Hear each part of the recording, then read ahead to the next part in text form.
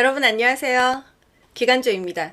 이번 영상에서는요, 여러분께서 과연 내가 어느 과로 취업을 해야 할까 고민을 정말 많이 하셔서 제가 경험해봤던 과들에 대해서 한번 조금 비교하면서 설명을 드려볼게요. 피부과, 치과, 정형외과, 건강검진센터 이 네 과가 제가 경험을 해봤던 과인데요. 일단 첫 번째로 피부과에 대해서 한번 얘기해 볼까요? 지금 피부과를 지원하고 싶다 하시는 분들이 있어요. 좀 나이가 어리신 분들 또는 피부관리사 자격증이 있으신 분들이 피부과를 좀 선호하시는 것 같네요. 어느 분야나 그 병원의 규모라든지요. 그러니까 의원급이냐 병원급이냐, 원장님이 혼자고 뭐 직원이 뭐 5명 이내인지, 원장님과 페이닥터가 있던지, 원장님과 뭐 페이닥터 한 두세 분 또는 부부가 있고 또 페이닥터, 규모에 따라서 또 원장님의 학벌 그리고 진료 그 분야, 철학에 따라서 이 모든 시스템은 사실 굉장히 많이 다를 수 있어요. 치과 같은 경우는 거의 웬만한 치과를 다 경험을 해봤던 것 같고요. 피부과는 한 군데를 경험을 해보았습니다. 어느 정도 통용되는 그런 이야기였으면 좋겠고요. 참고만 해주세요. 피부과 같은 경우는요, 데스크와 진료실 일이 완전히 구별되는 경우도 있고요. 완전히 구별되는 직원도 있습니다. 그런데 조금 능력이 있다, 재능이 있다 하면은요, 넘나들어요. 넘나드는 직원이 남게 되고요. 나중에 진료실에 있다 하더라도 데스크로 빠져서 실장을 하게 됩니다. 제가 지금 다녔던 그 피부과도 제가 이제 나오고 나서 데스크가 비게 되면서 원래 진료실 팀장이었던 팀장님이 데스크 실장으로 나오시게 돼서 뭐 여태까지 일을 하고 계세요. 내가 진료실이라고 데스크에 전혀 관심을 갖지 않거나 데스크라고 진료실에 전혀 관심을 갖지 않으면 안 되고요. 병원이 어떻게 돌아가는지는 다 관심을 가지셔야 합니다. 그런 직원이 내 몸값이 올라가는 거예요. 항상 T5가 부족할 때 그곳을 메꿔줄 수 있는 직원, 동료 직원의 일까지 알아서 혹시 그 직원이 결근했을 때도 내가 그 빈 구멍을 메꿀 수 있는 그런 유능한 직원이 되셨으면 합니다. 어떤 분들이 피부과에서 일하면 좋을까요? 저 같은 경우는 피부에 관심이 너무 많았어가지고 피부과를 지원을 했던 경우고요. 이런 분들 피부과에서 일하기 재밌습니다. 혹은 내 피부가 너무 나빠서 개선하고 싶어. 그래서 비포 애프터를 명확하게 내가 자료로 남겨서 이 병원에서 써먹을 수 있게끔 하겠어. 이런 또 도전 정신이 있는 직원도 좋겠습니다. 피부가 좋은 사람, 나쁜 사람, 피부에 관심이 있는 사람, 차후에 왁싱샵, 태닝샵, 또는 피부 관리실을 운영하시고 싶으신 분들도 내가 피부과에서 일을 했었다, 이게 한 줄의 스펙이 될 수가 있어요.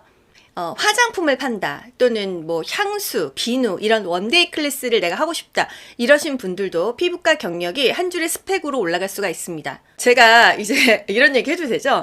저번에 브라질리언 왁싱을 하러 갔었어요. 제가 그냥 지역으로 검색을 해가지고 갔었는데 뭐 결론적으로 조금 눈탱이를 맞았습니다. 보통은 왁싱을 하면은 그 왁싱 비용만 낸다고 생각을 하잖아요. 근데 원래는 12만 원이었는데 거기가 뭐 첫 고객은 6만 원이다 해서 뭐 6만 원이면 괜찮겠네 하고 제가 갔는데 그게 결론적으로는 그날 200만 원을 긁고 왔었어요. 근데 제가 제품도 이만큼을 받아왔었거든요.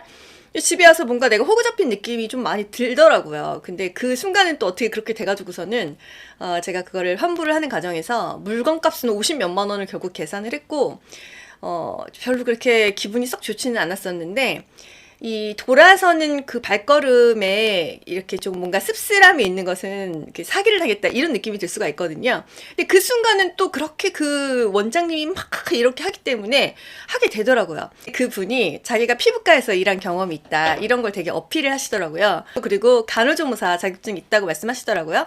그래서 간호조무사 자격증이 있는 상태에서 피부과 경력이 있으면 그런 샵을 운영할 때 뭔가 조금 스펙으로 보일 수 있다는 거, 그 제품을 좀 많이 비싸게 파시더라고요. 그래서 아무튼 그렇습니다. 그래서 혹시라도 왁싱샵 가실 분들은 왁싱만 하고 끝나는 게 아니에요. 뭐 진정 스킨 같은 거, 뭐 미백 크림, 재생 크림, 뭐 아로마 오일 어떻게 하다 보니까 저도 모르게 그렇게 호갱짓을 하고 왔어요. 그래서 다음부터 그러지 말아야지 좀 후회를 했었던 경험이 있었습니다. 그리고 그 병원에 가서 내가 어떤 일을 할까? 그거를 알아보려면 그 병원에 어떤 시술이 있는지를 보면 되거든요. 왜냐하면 그 시술에 대해서 내가 어시스트를 해야 되기 때문이에요. 그래서 피부과는 크게는 레이저 파트, 그리고 뿌띠 미용 파트하고 또 제모 파트, 그리고 비만 파트, 그리고 아토피나 무좀 등의 이렇게 보험 파트로 생각하시면 될 것 같아요. 대기실에 환자가 왔어요. 그러면은 어떤 진료를 할지 서로 무전을 합니다. 무전을 하면은 기관주 환자분 클렌징 해주세요. 그럼 또 모시고 들어가고, 짐이 있잖아요. 사물함에 또 뭐 이렇게 맡기는 거 하고, 저 같은 경우는 이제 막 누워서 이렇게 세수를 클렌징을 해주시면 너무 이게 얼굴이 자극이 가서 벌써부터 얼굴이 아프더라고요. 그래서 선생님 제가 직접 할게요 이런단 말이죠. 저는 시술을 받은 지가 오래돼서 얼굴이 이 껍질이 엄청 얇아요. 그래서 그렇게 스스로를 보호해야 합니다. 그래서 혼자 이렇게 클렌징하고 세수하고 이러거든요. 그리고 나서 누우면 이제 수건 대주고 뭐 여기 터번 머리띠 같은 거 해주고 하잖아요. 그런 것들이 다 직원들이 할 일이고요. 선생님 오늘 좀 춥네요. 그러면 베드에 전기장판 온 해줘야 되겠죠?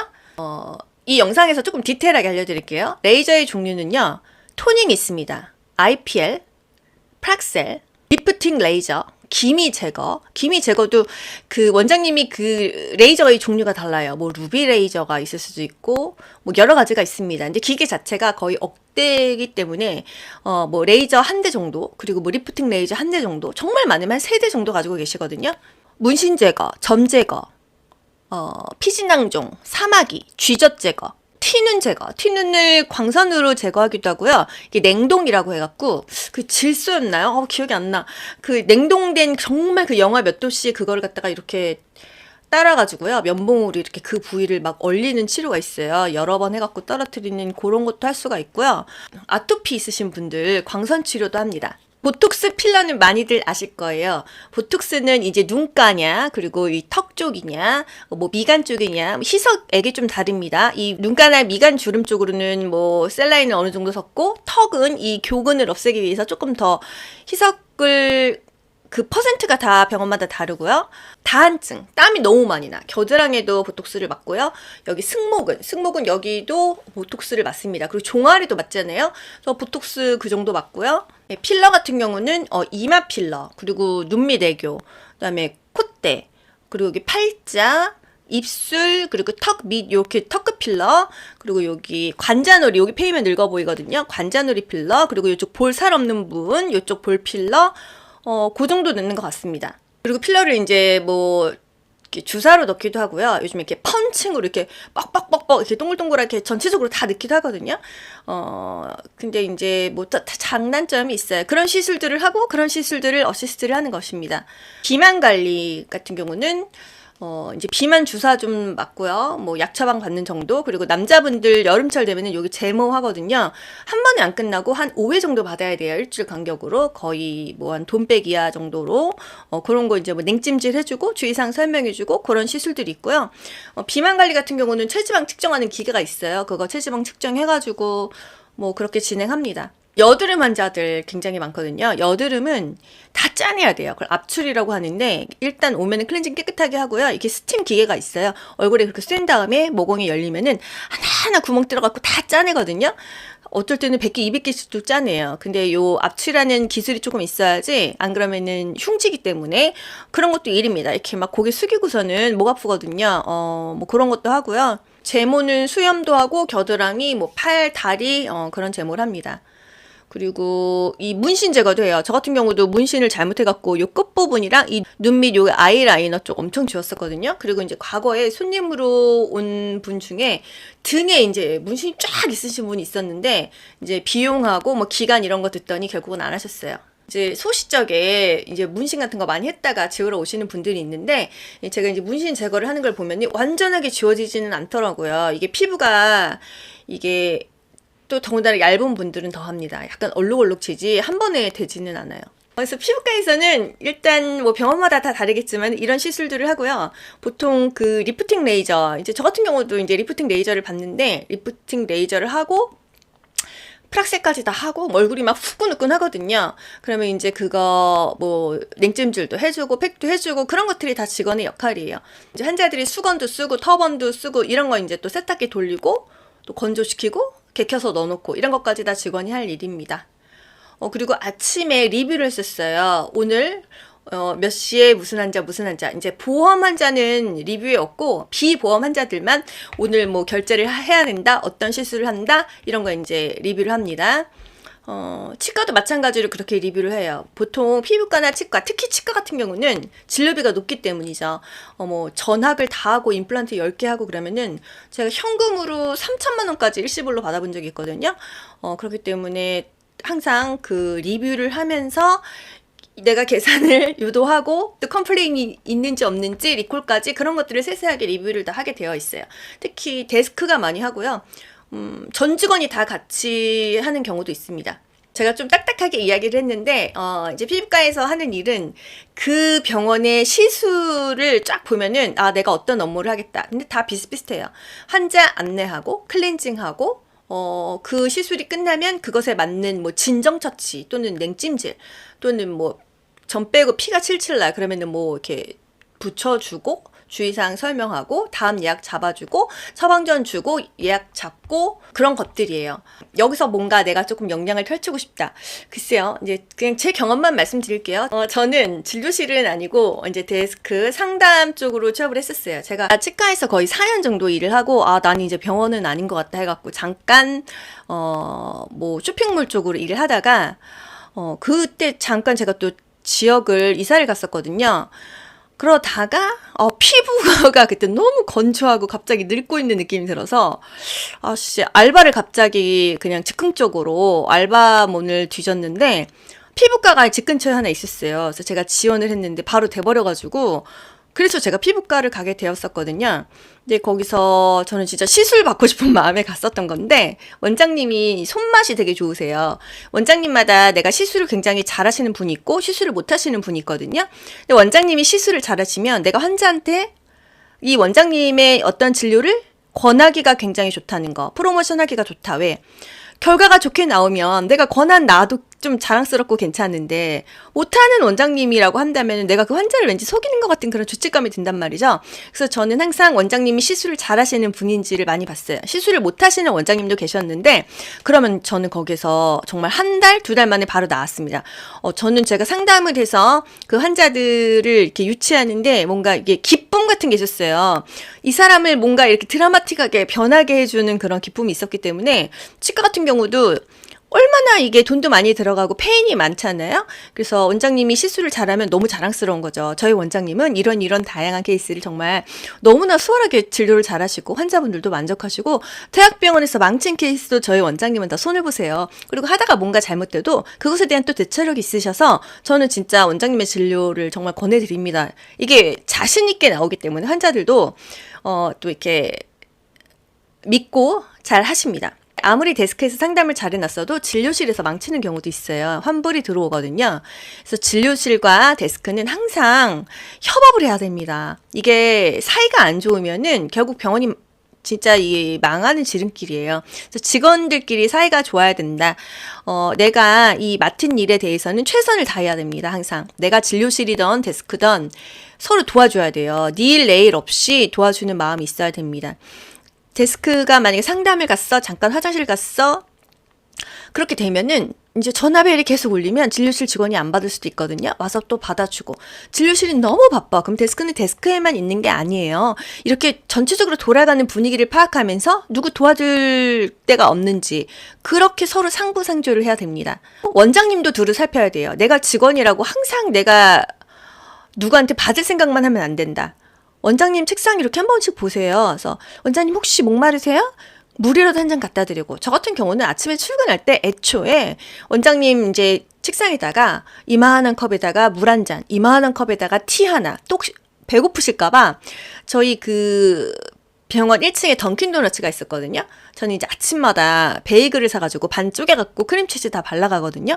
반은 제가 먹고 반은 원장님 간식 드리고 또는 반은 동료 주고 이런 식으로 이렇게 항상 원장님이 이제 당 떨어지실까봐 그렇게 드렸고 중간중간에 뭐 물이 다 떨어져 있으면 또 채워다 드리고 신경 많이 써드렸어요. 왜냐면 그 의사 가운을 입고 환자들이 있는 대기실에 나와서 막 물을 떠먹고 이런 자체가 사실 불편하고 너무 바쁘다 보면은 자기가 목마른지도 모르거든요. 근데 눈앞에 있으면은 한 모금씩 마신단 말이에요. 그래서 그런 세심하게 챙겨드리는 것들이 나의 몸값을 올리는 데도 좋지만 그냥 좀 나도 뭔가 원장님을 챙겨드리고 하면요. 결국 그게 다 나에게 돌아옵니다. 피부과는 저는 되게 재밌었던 게 각종 시술을 제가 다 받으면서 내가 받았기 때문에 환자들에게 어필을 할 수가 있었어요. 그리고 저희 피부과 같은 경우는 이제 기계가 새로 오거나 했을 때 전 직원들을 이제 진료 끝나고 다 한 번씩 그 맛을 보여줍니다. 그러면 이 직원들도 알아야 돼요. 이거 되게 아프구나. 환자가 엄살이 아니었구나. 그랬을 때 환자가 그 시술을 받을 때 괜찮으세요? 많이 아프셨죠? 본인이 뭔가 알아야 환자의 마음을 알아주거든요. 그래서 그렇게 하는 병원들이 많이 있다는 거. 저 같은 경우는 원장님이 이제 그렇게 하지 않았을 때는 제가 돈을 내고 그 진료를 다 받아봤어요.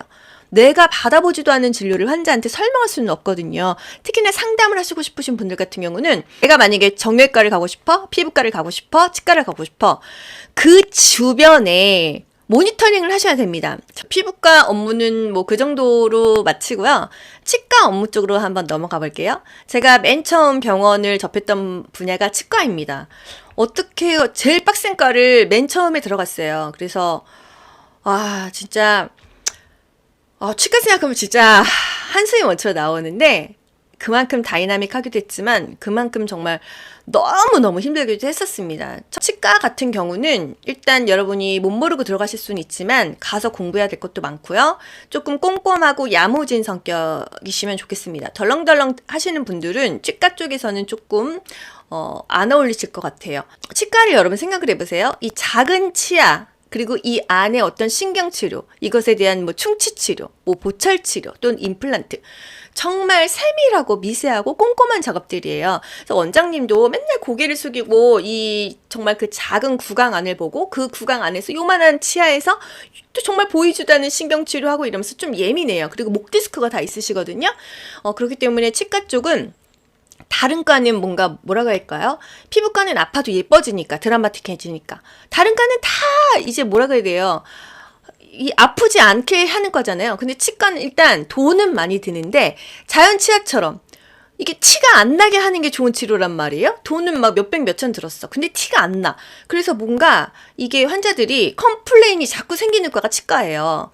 그리고 치료할 때 어때요? 엄청 아프죠. 그리고 치과 되게 공포스럽죠. 치과를 좋아하는 사람은 저는 남녀노소 본 적이 없어요. 그렇기 때문에 치과 쪽이 쉽지 않습니다. 그리고 치과 같은 경우는 어때요? 일단 양치를 안 하고 오시는 분들이 많이 있습니다. 근데 보통은 치과에서 그 치약 칫솔을 파는 곳도 있고 팔지 않는 곳도 있어요. 근데 정말 양치를 안 하고 오시는 분들이 있을까 싶지만 정말 의외로 많아요. 작정하고 치과를 가려고 했을 때는 다 준비를 하고 가지만은 갑자기 뭐 가게 되거나 했을 때 밥 먹고 오거나 그런 경우는 어떻게 해요? 사실 쿠팡에서 칫솔이 20개에 9,900원이거든요. 그럼 하나에 500원 꼴입니다. 이제 그것을 상담실장 또는 데스크에 있으신 분들은 치과에서 파는 칫솔이 없다고 한다면 원장님한테 그거를 이제 비치해 놓고 사실 500원 정도는 줘도 되거든요. 근데 다 줄 수는 없고 조금 그래도 어느 정도 이제 치료가 들어가는 환자들 그렇게 해도 되고 저 같은 경우는 제 칫솔 몇 개 있는 거 중에서 드리기도 하고 했어요. 그러니까 뭔가 글쎄요. 그렇게까지 다 하실 필요는 없는데 저는 어느 정도까지 했냐면 이 환자가 이제 좀 이따가 뭐 발치도 하고 뭐 하고 지금 이제 만약에 점심시간인데 하고 나서 거의 3시간은 못 먹을 거야. 그럼 혹시 식사하고 오셨어요? 여쭤봐요. 안 먹고 왔다고 합니다. 그럼 저는 그때부터 어떤 생각이 들면 간식을 드려요. 고구마 아니면은 뭐 바나나, 뭐 우유 이런 거 있잖아요. 사실 간식들이 다른 환자분들이 사온 간식이 많이 있어요. 그래서 그거를 드리고 왜냐하면 이따 시술하시고 뭐하고 하면 2시간 걸리고 끝나고 2-3시간 동안은 지혈하고 이래서 못 드시니까 미리 요걸 좀 드시고요. 치약 칫솔까지 줍니다. 그리고 양치하고 오세요. 이렇게 좀 해드립니다. 그러면 근데 그런 것들이 사실 뭐라고 해야 되죠? 업무는 아니에요. 업무는 아닌데 정말 환자를 생각하는 마음으로 그렇게 했을 때 그 환자가 병원에서 페인이 있던지 어떤 뭐 컴플레인은 분명히 생기거든요. 그래도 결국 제 얼굴 보고 다 무마되고 근데 그 고객을 사랑하는 마음 그리고 좀 뭔가 한 단계 앞서는 마음 근데 사실 저는 그런 직원을 본 적이 없어요. 좀 그런 마인드로 일을 하게 되면 저는 제가 어느 영상에선가 말씀드렸는데 저는 총 1년 정도 되지 한 2년 차부터 10년 차의 연봉을 받았습니다. 그래서 처음에는 그런 돈을 생각하고 한 게 아니었거든요. 저는 뭔가 이렇게 워낙에 성격이 완벽주의로 일을 하는 거 좋아했고, 남들과 좀 뭔가 다른 부분이 많이 있었는데, 그거를 이제 그 환자들한테 쏟아붓다 보니까 그렇게 됐던 것 같아요. 그래서 여러분, 뭐, 중용을 지키시는 게 좋아요. 의원 같은 경우는 본인의 역량이 크면 클수록 원장님이 좋아하시고, 그런데 병원급은요, 그렇지 않습니다. 그 조직에서 눈에 띄면 좋지 않아요. 눈에 띄게 되면은 그냥 그 사람은 표적이 되는 거예요. 그래서 병원급에서는 그냥 고만고만한 사람들이 조직의 소모품처럼 그냥 돌아가는 게 가장 좋고, 내가 역량이 좀 있고 펼치고 싶다 하시는 분들은 의원급으로 가시고요. 나는 그냥 최저시급 받으면서 그냥 눈에 안 띄고 그냥 조직의 부속품으로 월급 받으면서 살고 싶다 하시는 분들은 병원급을 가시는 걸 저는 추천을 드립니다. 제가 치과 쪽은 정말 많이 옮겨가지고 정확하게 진짜 몇 군데 있었는지 기억이 안 나는데요.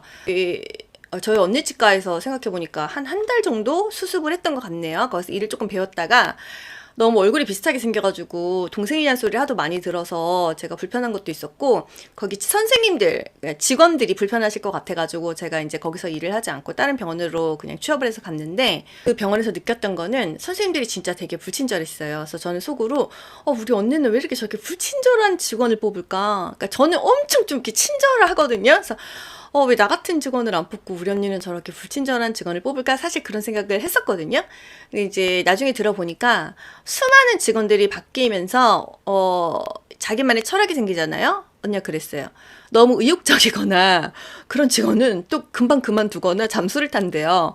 그래서 그냥 평범하고 노멀한 직원이 좋다. 취미를 물어봤을 때 뭐 여행 이런 거 말하는 직원 너무 싫어한대요.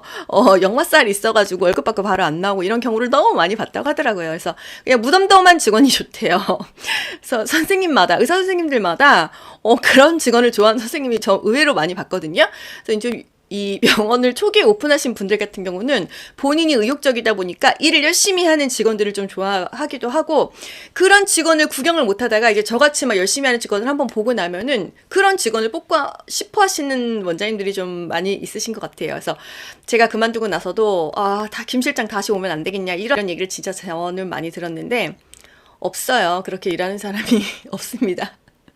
그래서 여러분들이 만약에 뭔가 비전을 보고 싶다, 그 보수를 생각하지 말고 최선을 다해서 해보세요. 그러면 보수는 자동으로 몇 배로 올라가게 되어 있습니다. 근데 일을 하다 보면 돈 많이 줘도 나 못 해먹겠다. 결국은 저도 그래서 그만두고 또 제 사업을 하고 있지만요. 그렇습니다. 치과는요, 그 진료실 내에서 하는 일은 일단 다 해야 됩니다. 뭐 우리가 치과 가봤잖아요. 뭐 환자가 오면은 이런 거 해주고 트레이에다가 기본 기구 갖다 주고 그런 거 다 설거지 해가지고 오토클레이브 돌리는 것도 직원의 역할이고, 그리고 법적으로야 치의생사가 뭐 스케일링도 하고 다 하지만 동네 의원 가면 다 간호조무사예요. 근데 이게 저한테 댓글 다실 일이 아니라 현실이 그렇다는 거죠. 그거는 그 의사의 진료 철학입니다. 그리고 보통은 무슨 방사선사가 엑스레이를 찍어야 된다. 다 이제 그렇게 말을 하는데, 제가 예전에 무슨 치과에서 하는 일 그런 영상 올렸는데 거기 치의생사들이 그렇게 댓글을 달았어요. 간호조무사가 하면 안 된다. 저는 현장에서 있는 현실을 말씀드리는 거지, 그게 되고 안 되고는 그 의사의 역량입니다. 저한테 따지실 일이 아니에요. 현실에서는 간호조무사가 스케일링도 하고요. 그 파노라마 엑스레이 사진도 찍고 세팔로 부분 사진도 찍고 다 합니다. 그런데 그것은 의사 선생님이 알아서 책임질 일이고, 현장에서는 그게 현실입니다. 그게 현실이에요. 그래서 그런 일도 한다는 거. 그리고 임시치아도 만들고, 그리고 간호조무사인데, 이제 병원마다 다 진짜 케바케인데 다 달라요. 환자를 앉힐 때 일단 전체 파노라마 사진을 찍고 앉히는 경우가 정말 많았고요. 제가 정말 많은 치과에 있었지만 일단 사진을 봐야 뭔가 이 치아에 대해서 설명을 할 수가 있어요. 눈으로 보는 거에는 한계가 있고 뿌리나 이 깊은 충치를 모르기 때문이죠. 그러고 나서 원장님이 이제 파노라마를 보고 설명을 합니다. 또는 차팅을 합니다. 또는 원장님이 오기 전에 뭐 간호조무사 또는 치위생사가 그 뭐 치식을 써요. 그래갖고 몇 번의 레진 필링, 몇 번의 뭐 엔도크라운, 몇 번의 뭐 서비컬 레진 이런 거 뭐 다 씁니다. 그러고 나서 원장님이 보면서 다시 한번 중복 체크하고 이런 경우가 있어요. 그래서 이제 원장님 보시고 나면은 이 환자가 어떤 치료를 할지, 이 비용을 감당할 수 있을지, 만약에 치료할 게 5개면은 우선순위로 1개는 할지, 그거를 그날 이제 상담을 하고 진료실에 들어가서 치료하고 예약 잡고 뭐 돈 내고 오고 이런 시스템입니다. 근데 그런 게 있어요, 여러분. 어느 정도 환자들이요, 이 병원이 웬만만 하면은 나는 치료를 받겠다, 이런 니즈를 갖고 오거든요. 근데 보통 제가 진짜 많은 병원을 다녀봐도요, 환자를 좀 확 땡겨주는 상담실장이 드물어요. 10명 중에 1명도 있을까 말까예요. 근데 환자들은 어떤 마음이냐면요, 여기서 나를 이렇게 확 좀 땡겨주면은 난 여기서 돈 쓰면서 치료할 의향이 있다, 이러신 분이 정말 많거든요. 그래서 저 같은 경우는 진짜 디테일하게 여쭤봤어요. 글쎄요, 이 방법이 꼭 좋다 아니다는 아니고요. 저는 이 방법을 했었다라는 거를 말씀드리는데요. 일단 환자분이 이제 진료할 게 굉장히 많은 경우가 있습니다. 치과에 대해서 덴탈 IQ가 너무 떨어져서 태어나서 처음 오시는 분도 있어요. 남자 30대 초중반인데 치과를 처음 오시는 분도 있습니다. 근데 아파서 왔어요. 그런 경우는 완전히 이제 충치까지 이제 신경 치료를 하고 씌워야 되는 거예요. 근데 신경 치료를 하고 왜 씌워야 되는지를 거의 다 모르십니다. 모를 수밖에 없어요. 그게 이제 덴탈 IQ가 떨어지니까. 그걸 이해시키는 게 상담실장의 역할이에요. 환자의 눈높이로 설명을 하시면 됩니다. 글쎄요, 제가 이런 말씀 드려도 될까 모르겠어요. 제가 이제 치과 쪽으로는 하산한 지가 좀 오래됐기 때문에 요즘 실정은 잘 모르겠는데, 제가 고민을 좀 했다가 이런 생각이 들었습니다. 이제 서장훈 씨가 지금은 농구계를 떠나서 다른 일을 하고 계시지만, 어쨌든 그 농구계에서 이렇게 탑을 찍고 내려오신 분 아니겠어요? 그래서 만약에 서장훈 씨가 농구에 대해서 지금 얘기를 한다고 했을 때, 지금 농구계에 있지도 않으면서 그런 말 왜 해? 이렇게 말하지는 않을 거 아니에요. 어쨌든 한때 그 농구계에서 탑을 찍었던 분이니까 저도 약간 거기서 자신감을 얻고 제 혼자 나도 한때 치과 상담실장으로 연봉도 탑을 찍었었고 거의 저는 거의 100% 성공률이었던 것 같아요. 그날 만약에 한 20분이 왔어요? 한 분도 그냥 돌려보내지 않았어요. 거의 원장님이 권하신 그 모든 진료를 첫날 몇백 몇천씩 다 완납받고 진료를 시켰어요. 지금 생각해도 저도 너무 신기하죠? 글쎄요, 어디서 그런 능력이 생겼을까 생각을 해보면요, 저는 뭔가 환자를 확 끌어당겼었습니다. 이 환자를 그냥 보낼 수가 없었어요. 왜? 환자분을 어떤 마인드로 설명을 드렸었냐면요, 이 환자를 진료를 꼭 받게 해야겠다. 왜? 내가 돈 벌려고. 이런 마인드가 전혀 아니고요. 일단 그 치료 플랜을 봅니다. 할 게 많은 경우가 있어요. 그런 경우엔, 이 덴탈 IQ가 너무 떨어지고, 금전적으로 몇백 몇천을 써야 된다는 거를 마음의 준비가 없이 오시거든요. 제가 그냥 멘트 했던 거 몇 개 한번 설명드려볼게요. 예를 들면 이런 거예요. 진짜 이게 구강안이 보이지가 않으니까 사람들이 급하지 않다고 생각해요. 우리가 여기 살이 썩어 들어간다고 생각해보세요. 이걸 그냥 방치하진 않을 거 아니에요. 그렇잖아요? 근데 입안이 안 보이니까 우리는 이거를 내가 치료를 선택할 수 있다고 착각을 한단 말이에요. 선택이 아니라 그냥 필수거든요. 그거를 환자에게 인지시켜줍니다. 기관조님, 지금 여기 팔이 썩고 있어요. 치료 안 하실 거예요? 이거는 기관조님이 선택하는 게 아니라 그냥 당연히 해야 되는 거예요. 다른 진료를 못 하신다 하더라도 우선순위로 이거는 무조건 하고 가셔야 됩니다. 저는 그냥 못 보내요. 이 치료를 하게 되면은요, 그러니까 이제 예를 들어서 신경치료예요. 이제 환자의 눈높이에 맞게 설명을 하는 거죠. 신경치료를 하면 충치를 죽입니다. 그러면 어떻게 해요? 죽은 나무가 되는 거예요. 뚝 치면 뚝 부러지겠죠. 그래서 그 위에를 보철을 만들어 주셔야지 뭔가 씹을 수가 있는 거예요. 영원한 건 아니지만 그렇게 보호를 하셔야 되고요. 이제 치아를 빼면은 임플란트를 해야 되는데 나는 임플란트 하기 싫다. 그냥 나는 이가 없는 상태로 살겠다. 이러신 분이 정말 10명 중에 7, 8분이세요. 그러면은 뭐라고 설명을 드려야 될까요? 뿌리가 없으면요, 이 잇몸이 쪼그라듭니다. 실제로 그래요. 여러분, 책꽂이에 책이 쫙 꽂혀 있어요. 근데 한 권 빼면 어떻게 돼요? 기울어지죠. 그래서 지금 이 영상 보시는 분들 중에도 그래서 내 치아가 이렇게 기울어졌어? 이러신 분 계실 거예요. 그 병원에서 설명을 안 해줘서 그래요. 치아가 중간 하나에 빠지잖아요? 그러면은 다른 치아들이 그 공간으로 이동을 합니다. 아랫니를 뽑잖아요. 윗니가 떨어지고요. 윗니를 뽑잖아요. 아랫니가 위로 올라가요. 밸런스가 안 맞아요. 너무 신기하죠? 중력에 의해서 윗니가 아래로 떨어져 버리고요. 막 이렇게 치열이 삐뚤어집니다. 그러면서 치열이 다 흐트러지고 잇몸도 상하고 밸런스가 완전히 깨져버려요. 그래서 이가 지금 내가 없다 그러면은 무조건 만들어 주셔야 됩니다. 보통은 이게 이제 너무 좀 깊게 들어가는데 브릿지로 하는 경우도 있는데, 브릿지를 하게 되면 없는 부위만 하는 게 아니라 양 옆에 치아를 또 다 갈아서 상하기 때문에 한 개 치아만 회복하려면 그건 가장 좋은 건 임플란트예요. 그래서 저는 사실 브릿지 보철도 그렇게 권하고 싶지는 않다. 신경치료 한 치아는 씌워야겠지만, 그리고 브릿지 할 때 보통 막 3개, 4개 묶잖아요. 나중에 문제 되면 또 다 끄집어내고서는 하면은요. 그래서 저는 사실 치아 한 개 한 개씩 씌우는 게 가장 좋다.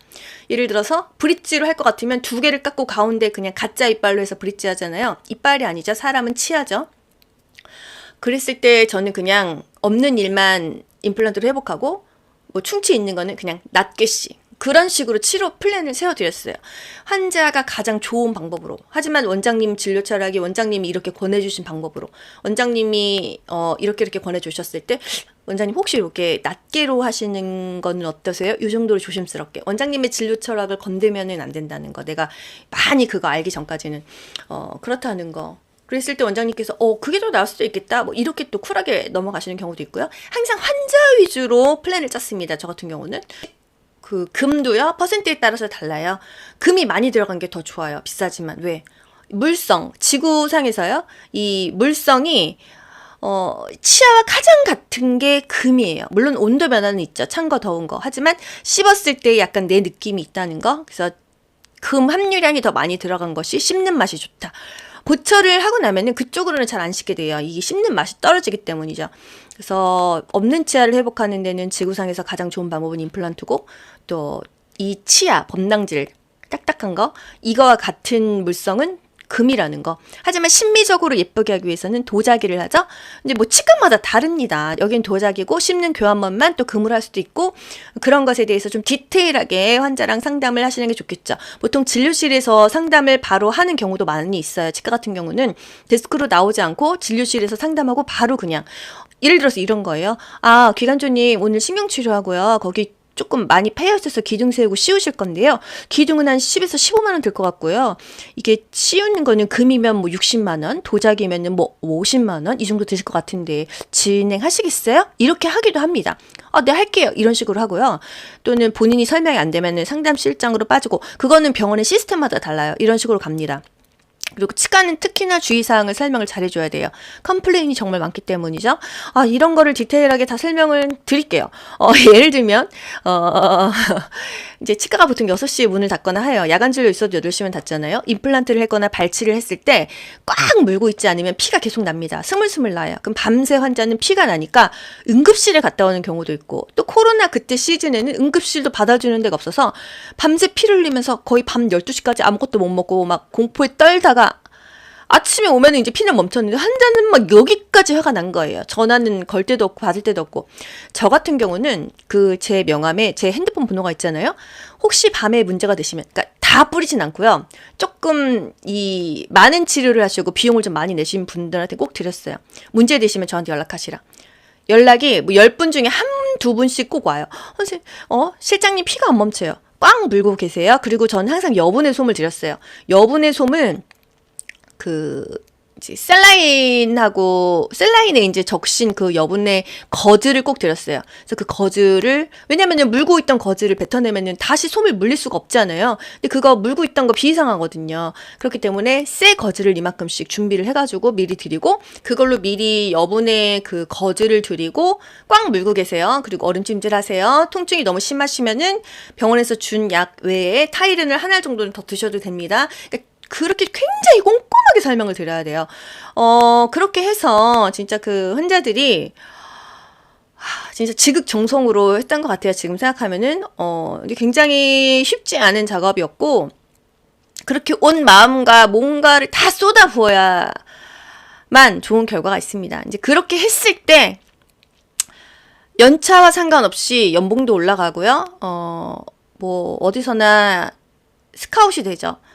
뭐 그렇습니다. 이제 거기까지만 얘기할게요. 그리고 치과 같은 경우는 특히나 영업사원들하고 잘 지내야 되는 게, 뭐 컴프레셔가 막 과부하돼가지고 이 핸드피스가 안 돼요. 그런 경우도 있고, 갑자기 전력을 너무 많이 써서 에어컨이 중단되는 경우도 있고 엑스레이가 갑자기 안 찍히는 경우도 있고 했습니다. 그럼 진료 마비예요. 올스탑이에요. 뭐 체어가 15개, 20개 있는 그런 큰 곳에는 그날 뭐 끝나는 거예요.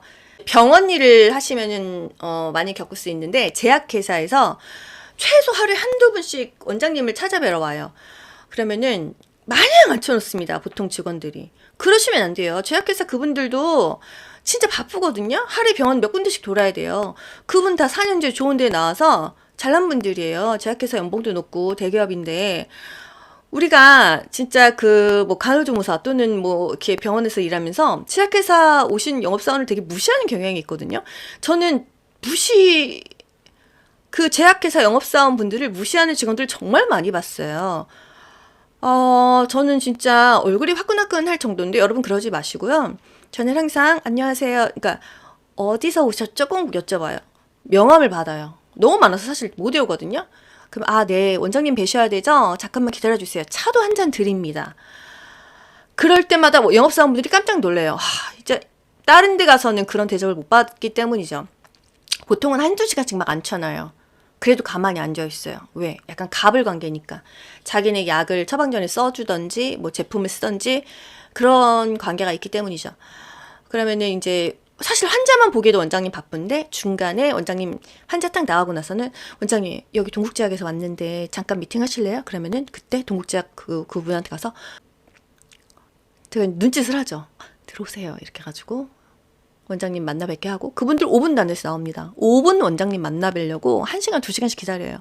그런 배려가 필요하다는 거. 그렇게 했을 때 나중에 뭐 엑스레이 같은 거 망가지고 기 같은 거 망가지고 했을 때 그럴 때 도움 받을 수 있습니다. 안녕하세요. 여기 기관주 치과인데요. 어떡해요. 저희 뭐 그게 안 되는데 그러면은 그분이 다른 데 나가 있다가도 서로 이제 도와줬던 그게 있어가지고 저희 치과 먼저 와가지고 많이 도와줬어요. 그래서 직원의 역량에 따라서 병원이 정말 잘 돌아간다는 거. 원장님이 글쎄요, 저희 원장님 그걸 다 하셨을까요? 제가 그렇게 모든 부분에서 한 것을. 그래, 오너의 눈에는 뒤통수에도 눈이 있으니까 아마 그걸 알으셨으니까 그렇게 대우를 해주셨겠죠? 누가 알고 모르고가 중요한 게 아니라 항상 그렇게 최선을 다하는 마음으로 하면은 여러분들의 뭐 연봉이든 커리어든 그리고 그 일을 하지 않더라도 어떤 일에서든 또 고지를 찍는 그 기간이 굉장히 짧아지실 거예요. 치과는 그 정도만 할까요? 사실 뭐 하는 일 그 정도입니다. 근데 치과가 배워놓으면은요 이직을 할 때도 좋아요. 치과 직원 구하기가 어렵습니다. 그래서 구하기가 어려워요. 치과는 이게 하려고 하는 사람들이 많이 없고 전문적으로 좀 알아야 되는 것들이 있어가지고서는 나이 먹고도 갈 때가 많습니다. 진짜 그래요. 그리고 한번 들어가서 원장님하고 손 맞추면 그러니까 이 손발이 맞으면은 그 병원에 오래 있습니다. 그 병원이 너무 이상하고 힘들지만 않으면 오래 있어요. 그런 장점이 있다는 거. 그리고 치과 쪽이 페이가 조금 더 센 걸로 알고 있습니다. 뭐 그래요. 그리고 체어 타임이 길어요. 이비인후과는 환자가 뭐 5분 안에 금방금방 나가죠. 치과는 그 환자가 1시간, 2시간씩도 합니다. 그래서 환자의 수가 그렇게 많지는 않다는 거. 그 정도. 피부과에서 IM 하냐 IV 하냐 물어보셨는데 네, IM은 기본적으로 합니다. 프락셀 같은 경우에 저도 예전에는 뭐 마취도 안 하고 다 하고 해도 안 아프더니 시술을 받을수록 아파요. 그리고 나이 먹으면서 피부가 얇아지면서 더 아픈가 봐요. 너무 아파가지고 저는 이제 엉덩이 주사까지 맞거든요. 통증 주사를. 그랬을 때 엉덩이 주사 무조건 놓고요. 배곡 주사나 비타민 주사 가끔 맞을 때가 있어요. 그래서 IV를 놓는 직원도 있다는 거. 그래서 엉덩이 주사는 거의 기본으로 합니다. 근데 모르고 들어가도 다 배울 수가 있으니까 그런 건 너무 걱정 안 하셔도 돼요. 처음부터 알고 들어간 사람은 없어요. 그리고 치과는 주사 놓을 일은 없다는 거. 뭐 리도카인 국소 마취도 다 원장님이 놓으시고 치과는 엉덩이 주사가 없습니다.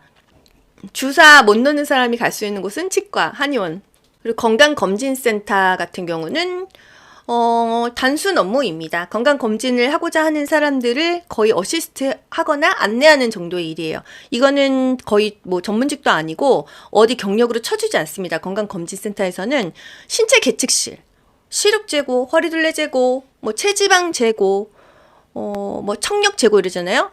그거 재는 거, 또 문진실, 그리고 체열실, 소변 보는 거, 그리고 흉부 엑스레이, 그리고 자궁암 검사, 자궁 경부암 검사, 그리고 남자는 전립선 검사. 그 정도가 건강검진센터에서 하고, 위내시경, 대장내시경. 위내시경, 대장내시경은 그 계속 IV 놓는 직원이 따로 있어요. 수액 맞으면서 이제 수면 내시경이죠. 그리고 정신이 없는 사람들 조금 붙잡아주고 어시스트 하는 업무, 그 정도가 있습니다. 내시경 어시스트도 쉽지 않다고 하더라고요. 그 막 환자 옮길 때 남자 그 직원들 많이 있어요. 무겁고 힘을 좀 줘야 되기 때문에 그런 경우가 많다라는 거. 그 정도가 있고요. 그리고 건강검진 철에는 물밀듯이 환자들이 오고 다 일회성이잖아요. 고정 고객이 아니라 그냥 계속 왔다가 다시 오지 않는 환자들이라서 그런 경우도 또 이렇게 장점과 단점이 있습니다. 마지막으로 정형외과에서 하는 일. 정형외과에서는요, 피 볼 일이 많아요. 저는 제가 피 보고 이런 거 되게 안 좋아하는 줄 알았거든요. 근데 좋아하더라고요. 이게 뭐랄까요? 되게 다이나믹합니다.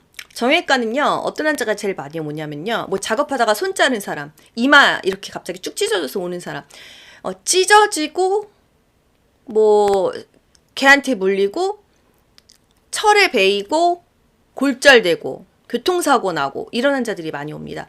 그래서 응급 환자들이 제법 많이 있어요. 요리사가 손 잘라서 오신 경우도 있었고, 그래서 그런 경우에는 빨리 수쳐 꼬매야 되거든요.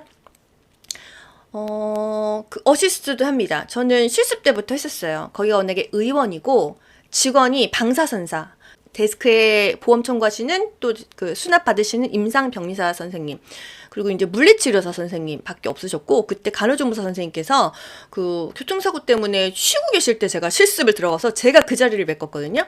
그래서 진료실에 원장님 혼자밖에 안 계셨어요. 그래서 저는 되게 좋았던 게, 사실 실습 나가면 그렇게 바로 직속 어시스트를 할 수가 없는데 저는 그렇게 실습을 너무 재미있게 했어요.